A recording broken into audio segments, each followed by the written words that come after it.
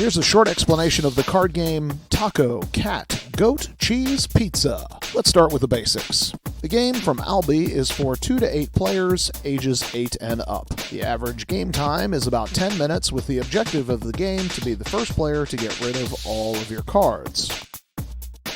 What's in the box? Well, you'll find 64 playing cards. Each card has a different symbol on it: taco, cat, goat, cheese, and pizza.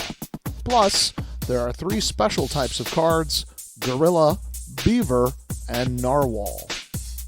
To set up, shuffle all of the cards together well.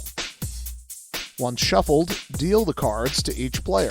If you're playing with 2 to 5 players, each person gets only 12 cards. If you're playing with 6 to 8 players, deal all of the cards out.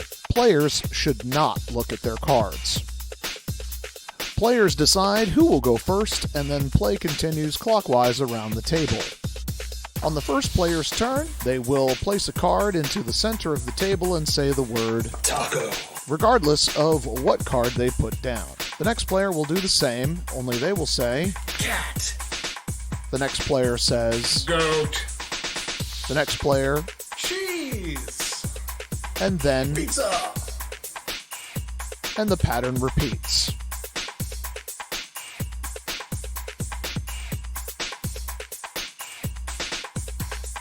Now, if a player puts down a card that has the picture that matches what they have to say, then all players must put their hand down on the pile as fast as they can. The last player to put their hand down must take all of the cards in the pile and place them into their hand.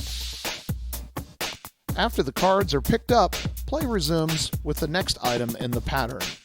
There are also 3 other cards that require special action. Let's say, for example, a player has to say taco, but puts down the gorilla card. All players must beat their chest, then put their hand down on the pile. The last player to put their hand down must take all of the cards in the pile. After the cards are picked up, play would resume with cat. If a player places the beaver card, then all players must knock twice on the table and then put their hand on the pile. If a player plays the narwhal, then all players must clap their hands above their head to make a horn, and then put their hand down on the pile. If a player runs out of cards, play continues and they are still in the game. The winner is determined by the first person to run out of cards and put their hand down on the pile after a match. Well, the game's kind of silly and crazy, but now you know the basics, so let's play.